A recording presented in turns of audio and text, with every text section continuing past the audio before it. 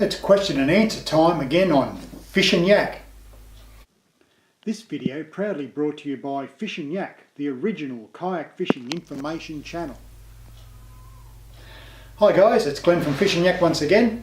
Today we've got a question and answer time. Once a month I do these videos. I get sent questions from people that have seen my videos on YouTube and on Facebook under Fish and Yak, on both YouTube and Facebook. And as I said, once a month I'll correlate all these questions. I've got 3 here today and we'll quickly get through them. And I appreciate people writing in and asking questions, because that's the basis of Fish and Yak, is to give you guys out there, whether you're a newbie or a seasoned kayak fisherman, we give you the answers, or hopefully we can give you the answers. So question and answer time, here we go. Craig from Sydney writes, I really like your videos. Thanks Craig. My question to you is that I am undecided on which kayak to buy. I do have a budget of $1,500. Well Craig, that's a very good budget, $1,500 will get you a very good kayak. You have to understand that there is a vast array of kayaks out there that will fit that budget, will fit the budget very, very easily. $1,500 can get you a leading brand. Brand new, that is. $1,500 could also get you a good second-hand kayak as well. But the first question you must ask yourself, Craig, is what are you going to use it for? Where are you going to use it? And how are you going to store it? How are you going at home? How are you going to carry it on the kayak to your various launch locations? So once you get those questions down pat, you can narrow the field down to what kayak you can buy and what you can afford. So have a think about that, Craig. Think about what you want to do with that kayak, where you want to use it, how you're going to transport it and store it, and basically will it fit your budget of $1,500? I think it will. So Craig, the best thing is to go back and think about those questions. Drop me another message or email at Fish and Yak or Facebook, and I'll endeavour to come back to you on those questions. But $1,500 will get you a good one. But keep watching channels like Fish and Yak, you'll get plenty of information. So thanks Craig. Next one's from Phil from Sydney. Phil writes with this question: how much gear should I take out on a kayak when I go out for a fish? Well Phil, that's a great question. Thanks for sending it in. Most people that I know that are in this kayak fishing game tend to take out way too much fishing tackle. They think if they can cover all bases by carrying as much tackle as possible, in other words enough to fill a tackle store, I don't know. You don't use it, you still got to bring it back and clean it. Basically what you should be doing, and we all make this mistake, I was guilty of it when I first started. I took way too much gear out with me and I never used it. Brought it back up to clean it and put it away. Just didn't gel. So you take out the gear you think you're going to need for the species that you want to target. So if you're going out into the estuaries, a local bay or river, you're looking for a flathead or maybe a brim, just a handful of jig heads, a handful of soft plastics, and maybe a handful of hard-bodied lures. That's all you need.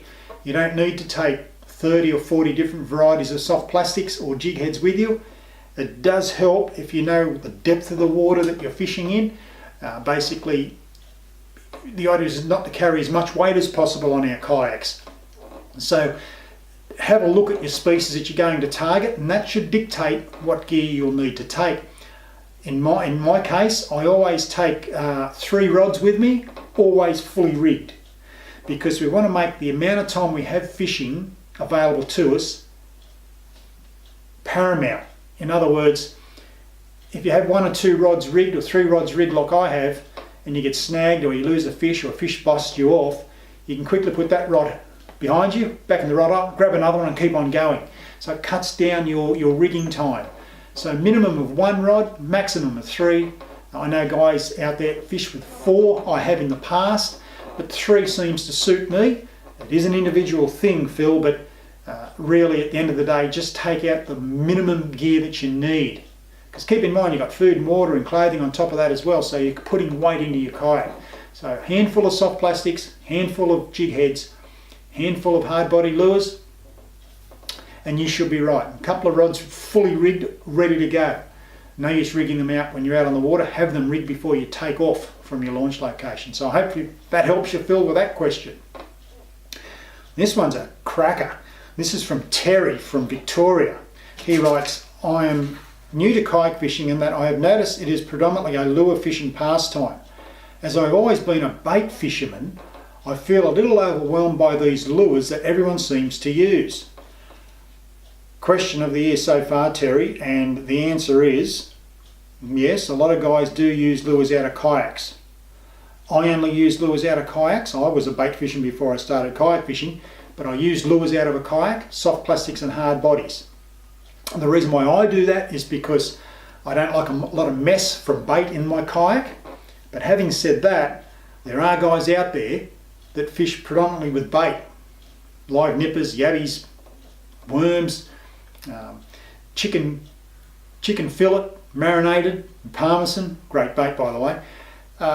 You can use bait, you don't have to use lures, Terry. You don't have to use lures. Now, coming from Victoria, I have a feeling I know where you'd be fishing, so bait would probably work for you down there, but try the lures as well. Just see what works for you.